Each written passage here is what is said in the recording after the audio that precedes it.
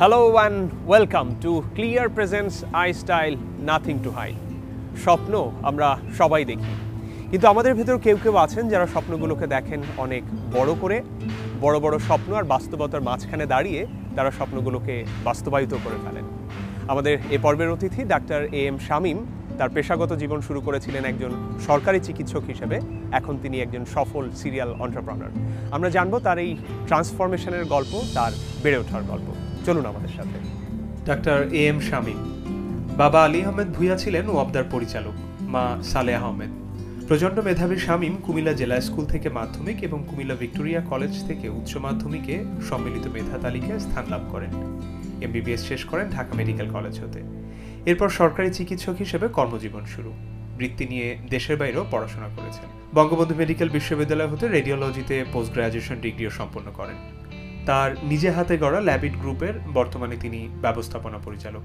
তাদের ব্যবসা রয়েছে স্বাস্থ্য, শিক্ষা, নির্মাণ শিল্প, কৃষিখাত এবং পুঁজিবাজার নিয়ে। সংসার জীবনে তিনি দুই পুত্র ও এক কন্যা সন্তানের পিতা। হ্যালো শামীম ভাই, আসসালামু আলাইকুম। কেমন আছেন? আসসালামু আলাইকুম ইমদাদ, কেমন আছেন? জি ভালো আছি, থ্যাংক ইউ শামীম ভাই। ঢাকার এত কাছে এত গ্রিন আপনার ফার্ম হাউস এত বড় হবে এটা আমি চিন্তা করে আসিনি শামীম ভাই। এটা আসলে হয়েছে ওই ছোটোবেলার নস্টালজিয়ার থেকে। আমরা স্বাধীনতা যুদ্ধের আগে সিলেটে ছিলাম। আমরা 3 ভাই বোন, আর বাবা গভর্নমেন্ট চাকরি করতেন, ওয়াবজাতের ডাইরেক্টর ছিলেন। তো আমার বোধহয় বয়স হবে 5, বোনদের বয়স 6-7। তো আমাদের পাশের বাসায় একজন অ্যাডভোকেট ছিলেন, অ্যাডভোকেট ফেন্স হোসেন। ওনার এমন একটা বাড়ি ছিল, একটা ছোট্ট একটা কুড়ে ঘরের মতো ছিল। আর এই ভোরবেলায় 5টা-6টার দিকে উনি এই 2টা কুকুর নিয়ে বের হতেন খালি গায়ে, এবং সবগুলো গাছ উনি নিড়াতেন। আমরা ওনাদের সঙ্গে সঙ্গে থাকতাম। আর অপরাজিতা, লজ্জাপতি, তারপরে ছোটো দারচিনি গাছ, এইটা সেটা হাজারো রকম গাছ। তা আমাদেরকে আবার উনি ছোটো ছোটো দিয়ে একটা ফুলও ছিঁড়ে দিতেন। এই সকালবেলায় আধা ঘন্টাটা ছিল আমাদের একটা স্বপ্ন। এই স্বপ্নটা কিন্তু আমাকে গত 40 বছর তাড়িয়ে মেরেছে, এবং ওর থেকেই কিন্তু এই ফার্ম হাউসটা হলো। এবং এই ফার্ম হাউসটাতে আসলে আমি নিঃশ্বাস নিতে পারি। আমি এখানে আসি, অনেকটা সময় দিই। আমার অনেকগুলো পশু পাখি আছে, ওদের সঙ্গে কথা বলি, গাছের সাথে কথা বলি। এই যে ম্যাগনোলিয়া গাছ, এটা কিন্তু রবীন্দ্রনাথের অনেক প্রিয় গাছ, প্রিয় ফুল। এবং এই যে এখন বৃষ্টি শুরু হলো, তো 1 মাসের মধ্যে দেখবেন একদম সাদা হয়ে যাবে গাছগুলো। আর এই যে গোলাপগুলো, 400-র মতো কিন্তু গোলাপ গাছ আছে, এবং তখন এসে দেখবেন যে একদম ভরে গেছে। এখন এগুলো কেটে ফেলবে। আর ওই যে একটা গাছ অ্যাভাকাডো, হ্যাঁ অ্যাভাকাডো, এটা কিন্তু সবাই খুব মজা করে খায়, এবং এটা নিউট্রিশনাল ভ্যালু নাকি সাংঘাতিক হাই। মানে একটা স্বপ্নের মতো। আমি না মানে ঢাকায় যখন থাকি সবসময় চিন্তা করি যে আমি কীভাবে এখানে আসবো। শামীম ভাই, তাহলে স্কুলের কথা যেটা বললেন, সিলেট জেলা স্কুল কি ওখান থেকে শুরু হয়েছিল আপনার? হ্যাঁ, আমরা ধরেন ছোটোবেলায় ছিলাম, ক্লাস 3, 4, 5 ছিলাম আপনার সিলেট জেলা স্কুলে।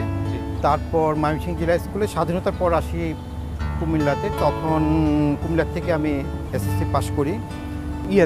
আপনি ঢাকা মেডিকেলে যখন ভর্তি হলেন শামীম ভাই, তখন ছিল যে আপনারা এক ব্যাচে 140 জন ছিলেন, এবং সবাই নাকি ওই সময় যারা ছিল স্ট্যান্ড করা ছিল। তখন কিন্তু 4টা বোর্ড ছিল, Jessore board, Rajshahi board, Comilla board আর ঢাকা বোর্ড। যে 4টা বোর্ডের সব থেকে ভালো ছেলে মেয়েগুলোই কিন্তু আমাদের এখানে আসলো। এর মধ্যে আবার আমাদের 50টা মেয়ে ছিল। তো মেয়েগুলো আবার সব দেখলাম যে তখন হলি ক্রসের ছিল, এবং ওরা সব খুব ভালো ফ্যামিলির, সাংঘাতিক ভালো ইংলিশ বলতো, একদম ঢাকা। আমরা আসছি ধরেন কেউ ময়মনসিংহ থেকে, কে সিলেট থেকে, কুমিল্লা থেকে। আর খুব মজার ব্যাপার কি, ছেলে আর মেয়েদের মধ্যে পার্থক্য ছিল। ছেলে ছিল সব বাইরে, আর মেয়ে ছিল সব ঢাকা। সাধারণত ডক্টররা তো যারা হয় তাদের ভেতর নিজেদের ভেতর প্রেম হয় এবং তারা বিয়ে করে। তো ভাবির সাথে কি ওখানে আপনার পরিচয় হয়েছিল? আমার ওয়াইফ তো সিলেট মেডিকেলে পড়তো, ওইটা একটা সেটেল ম্যারেজ ছিল। এবং আমি পাস করার পরে যখন বাইরে যাচ্ছি আমি স্কলারশিপ নিয়ে, তখনই আমি বিয়েটা করি। শামীম ভাই, এটা খুব ইন্টারেস্টিং। মানে পশু পাখি কিংবা গাছপালাকে আপনি ভালোবাসেন, ব্যবসাকেও কি এইভাবে ভালোবেসে করতে হয় এবং ওখান থেকে রেসপন্সটা ওরকম আসে? ব্যবসা কিন্তু আসলে ভালোবাসতে হয়। যে আমার কিছু টাকা থাকলেও আর আমি একটা ব্যবসা করবো আর কিছু টাকা ইনকাম করবো, এটা কিন্তু না। ব্যবসাটাকে বুঝতে হবে, আনন্দ পেতে হবে, এটার ভিতরে যেতে হবে, সময় দিতে হবে। এবং আজকে টাকা দিলে কালকে আমি টাকা পাবো, এটা যাতে মাথায় না থাকে। এবং ভালোবেসে কাজ করতে হবে, এমপ্লয়ীদের ভালোবাসতে হবে। তখনই কিন্তু আমরা দেখছি যে আমাদের জীবনে যত সাফল্য আসছে ভালোবাসার থেকে কিন্তু আসে। তো আমরা এখন একটা কাজ করি, আমাদের এই কিছু আপনার এই হরিণ, গরু টরু, পশু পাখি আছে, চলেন দেখি। হ্যাঁ।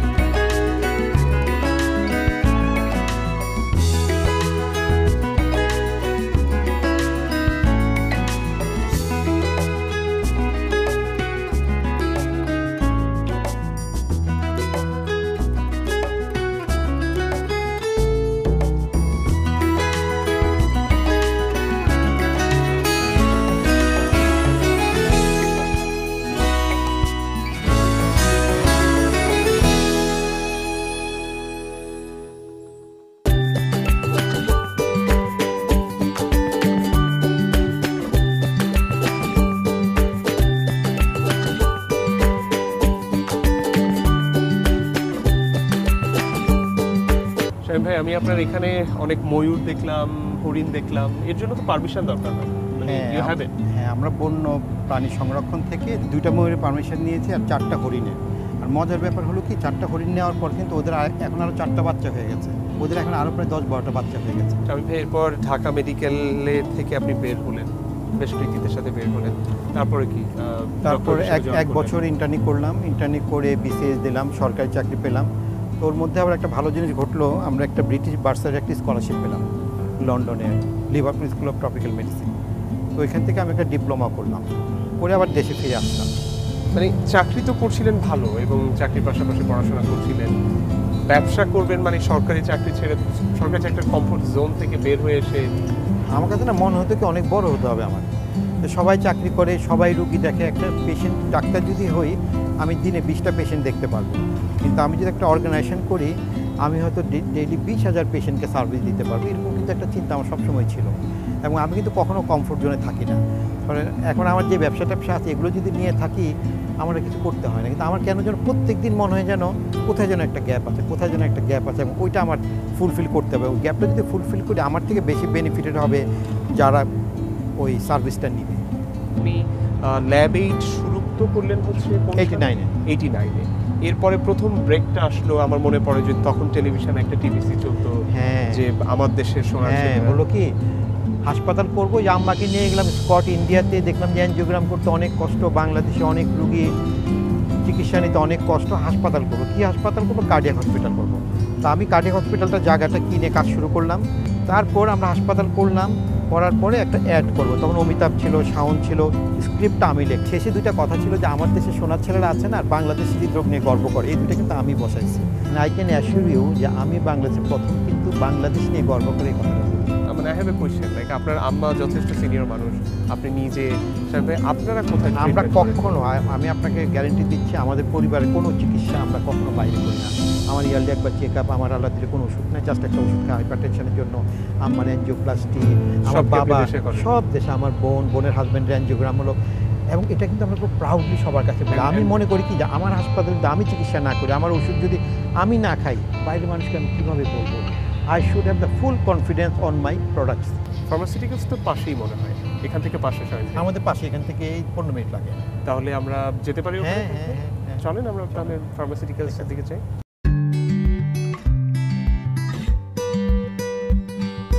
iStyle সৌজন্যে ক্লিয়ার।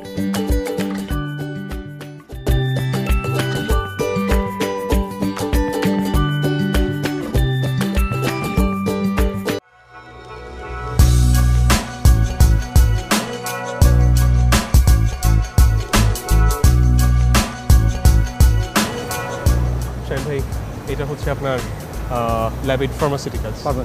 ভাই, আপনি যখন হসপিটালটা শুরু করলেন 2004-এ, 1 বছরের ভেতরেই ফাইন্যান্সিয়ালি মোটামুটি ভায়াবল একটা পজিশনে চলে আসে। অন্যান্য কনসার্নগুলোর কি অবস্থা? আমাদের ল্যাব এইড স্পেশালিস্ট আমরা শুরু করলাম 2005-এ। তো ওইটাও আমরা 1 বছরের মধ্যেই বেতন টেতন দেওয়া, তারপর যারা সাপ্লায়ারদের তাদের টাকাটা দেওয়া, কিছু ফার্দার ইনভেস্টমেন্ট, এগুলো আমরা করতে পারলাম। একইভাবে আমাদের স্টেট ইউনিভার্সিটিও যখন আমরা শুরু করলাম 2001-এ, তো ওইটাও কিন্তু সেলফ সাস্টেনিং ইউনিভার্সিটি হতে অনেক সময় লাগে। কিন্তু আমাদের সুবিধাটা ছিল কি, আমাদের টিচারগুলো ভালো ছিলেন, প্রফেসর ফায়েজ সাহেব, Iftekhar Gani Chowdhury, Asif Nazrul Rubayer, lot of good people are there. আর আমরা প্রথম থেকে যে কোয়ালিটি ফার্স্ট, যে রিয়েলি সে ইন্টারমিডিয়েট পাস হতে হবে, তার অ্যাডমিশন দিয়ে পরীক্ষা দিতে হবে, তাকে নকল করতে দেওয়া যাবে না, তাকে শিখে একটা ভালো গ্র্যাজুয়েট বের করতে হবে, এগুলো মেনটেন করাতে আমাদের ইউনিভার্সিটিও কিন্তু আমরা 3 থেকে 4 বছরের মধ্যে আমরা ফাইন্যান্সিয়ালি ভাইবল হয়ে গেছে, সেলফ সাস্টেনিং। এবং এখন আমরা বাড়িধারাতে নতুন ক্যাম্পাস করতেছি ইউনিভার্সিটির। তবে ফার্মাসিউটিক্যাল নিয়ে যেটা, যে আমরা 2014-তে আমরা প্রোডাকশনে গেলাম, মার্কেটিংয়ে গেলাম।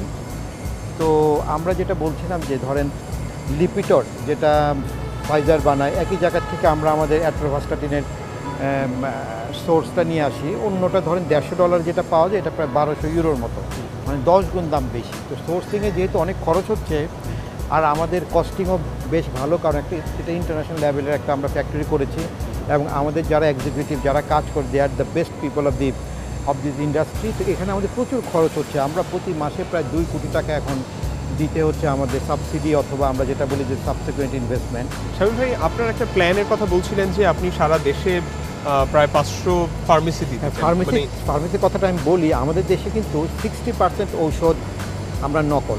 আপনি বিভিন্ন সময় পত্রিকাতে দেখবেন, ডেইলি স্টার আমি নিজে দেখেছি, আমি প্রথম আলোতে দেখেছি, জনকণ্ঠে দেখেছি যে মিডফোর্ড বা ওইসব জায়গায় 15 to 20% ওষুধ কিন্তু ফেক মেডিসিন বিক্রি হয়। ধরুন এক কোম্পানির ওষুধ আপনি যেভাবে সাপ্লাই চেইন থেকে কিনবেন, মিডফোর্ড থেকে কিনলে 15% কম, মানে ওইখানে ওষুধগুলো বানায় অন্য কোম্পানির ওষুধ। 2 নাম্বার হয় কি, মানে আমি যে নামের ওষুধ কিনছি আসলে ওটা ওই ওষুধ না, এটা অন্যেরা নকল করতেছে। সেকেন্ড যেটা হয় যে আপনার ছোট ছোট ফার্মেসিওয়ালারা যখন এক্সপায়ারি ডেটটা হয় না, যে পার হয়ে গেল, তো ওরা ওটা ফেলে দেওয়ার মতো ফাইন্যান্সিয়াল পাওয়ার ওদের নাই, তখন ওরা করে কি কেটে এক্সপায়ারিটা বাড়িয়ে দেয়, মানে এক্সপায়ারি ডেট চেঞ্জ করার মেকানিজমটা ওদের কাছে আছে। আর থার্ড যেটা হয় কোল্ড চেইন। ধরেন ফার্মাসিউটিক্যালসের নিয়ম হলো ফ্রিজ থাকবে, রুমের মধ্যে 22 ডিগ্রি টেম্পারেচার থাকবে, কিন্তু আমি নিজে গ্রামে চাকরি করেছি, আমি টুঙ্গিপাড়া ছিলাম, আমি সখীপুর ছিলাম, আমি গাজীপুর ছিলাম, ওখানকার 90% ফার্মেসি হলো টিনের ঘর, এবং গরমকালে এই দুপুর সময় টিনের ঘরের টেম্পারেচার 42 ডিগ্রি সেন্টিগ্রেড। আমি নিজে দেখেছি ভিতরে ট্রান্সপারেন্ট ওয়াটার কালার ওষুধগুলো হলুদ হয়ে যাচ্ছে, তার মানে সাপ্লাই চেইন অথবা কোল্ড চেইনও মেনটেন হয় না। তা আমরা একটা ট্যাগ নিয়ে নামতেছি, বা এটাও আমরা একটা মনে করতে পারেন যে আমরা একটা যুদ্ধ নিয়ে নেমেছি। আমাদের ট্যাগলাইনটা হলো সেফ মেডিসিন। আমরা আমাদের ভোক্তাদেরকে, রুগীদেরকে ওষুধটা একদম 100% ওষুধ ভালো খাওয়াবে। এর জন্য আমরা সারা বাংলাদেশে 300 থেকে 500 ফার্মেসি করব, যেখানে সব কোম্পানির ওষুধই থাকবে। তো ওইখানে যেটা হবে যে 1 নাম্বার আমরা সরাসরি ডিস্ট্রিবিউটার থেকে নিব, 2 নাম্বার হলো যে আমাদের কোম্পানির সঙ্গেই লেখা আছে যে শেষ হওয়ার 3 মাসের আগে ওরা বদলে নেবে, আর 3 নাম্বার আমাদের সবগুলো হবে এয়ার কন্ডিশন এবং ভিতরে ফ্রিজ থাকবে। ভাই তাহলে আপনার ফার্মাসিউটিক্যালসটা আমরা ঘুরে দেখি। হ্যাঁ, আমরা যখন আসছি এটা অবশ্যই দেখবো। আমাদের এখানে 2টা বিল্ডিং আছে, একটা হলো জেনারেল প্রোডাকশন আর একটা হলো সেফালোস্পোরিন প্রোডাকশন। আর আমাদের 3জন কি পার্সন, আমাদের 3টা ডিপার্টমেন্ট। একজন হলে উনি প্রোডাকশন বা প্ল্যান্ট হেড হাফিজ সাহেব, উনি হলেন আমাদের ইঞ্জিনিয়ারিং হেড শফিক সাহেব, সুখীকরণ আমাদের কোয়ালিটি অ্যাসুরেন্সের। হ্যাঁ প্লিজ।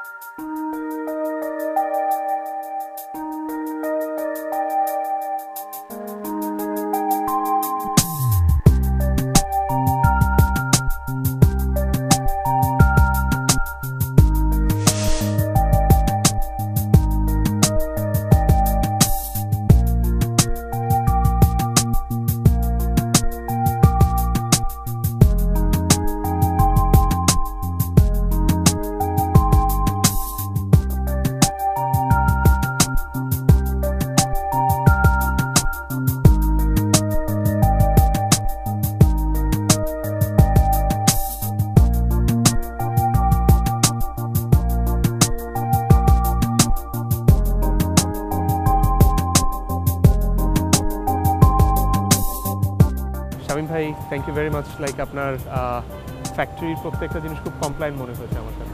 আপনি কিন্তু এখন একটা পজিশনে আছেন, এখান থেকে সোসাইটিকে আপনি কি কন্ট্রিবিউট করতে চান? আমাদের একটা ল্যাবেট ফাউন্ডেশন আছে, প্রতি বছর আমরা 5 কোটি টাকার পেশেন্ট সার্ভিস দিই ফ্রি অফ কস্ট। এর মধ্যে অনেক মুক্তিযোদ্ধা থাকে, বাচ্চা থাকে, আর বৃদ্ধ যাদের বয়স 60 এর উপরে। সেকেন্ড হলো আমাদের এমপ্লয়ীদের জন্য আমরা অনেক কাজ করি, 200 ছেলে মেয়েকে আমরা স্কলারশিপ দিই ওদের ইন্স্যুরেন্সের জন্য। তারপরে যে ঈদের আগে বিভিন্ন ছোটো ছোটো প্যাকেজ দেওয়া যায়। আমরা ছোট্ট একটা জিনিস বলি, আমাদের 5000 এমপ্লয়ির মধ্যে 1700 এমপ্লয়ির বেতন 10,000 টাকার নিচে। আমরা ঈদের আগে 1000 টাকার একটা প্যাকেট দিচ্ছি শুধুমাত্র ঈদের সমস্ত উপকরণগুলো দিয়ে, যেমন পোলার চাল, তেল। তো এভাবে ছোটো ছোটো করে আমি যেটা মনে করি যে আমাদের যে 5000 লোক, 30,000 পিপল ওদেরকে নিয়ে, 5000 ফ্যামিলি, এদের যদি আমরা জীবনযাত্রাটা উঠিয়ে আনতে পারি, ভালো করতে পারি, এটাই আমার স্বপ্ন। এবং সিএসআর কিন্তু আসলে চ্যারিটি স্টার্টস এট হোম, আমি এটা বিশ্বাস করি। ডক্টর এম শামীম, আপনাকে অনেক ধন্যবাদ। আপনি আপনার ব্যস্ত সময় থেকে আমাদের সময় দিয়েছেন। We really appreciate it sir. Imdad, আপনাকে অনেক ধন্যবাদ। আপনি এত দূরে আসছেন, আমাদের সঙ্গে এত সময় দিলেন। আপনার টিমমেট যারা, ওরাও এই রোজার মধ্যে কষ্ট করলো সারাদিন, আপনাদেরকে অনেক ধন্যবাদ। ভবিষ্যতে আবার দেখা হবে। ধন্যবাদ। আসসালামু আলাইকুম। দর্শক, আপনাদেরও ধন্যবাদ আমাদের সাথে থাকার জন্য। পরের পর্বে অন্য কোনো অতিথিকে নিয়ে দেখা হবে, তার নিজের স্টাইল, তার কাজের স্টাইল নিয়ে আমরা জানার চেষ্টা করব। And until I see you again in next week, I wish you a very good week. Goodbye.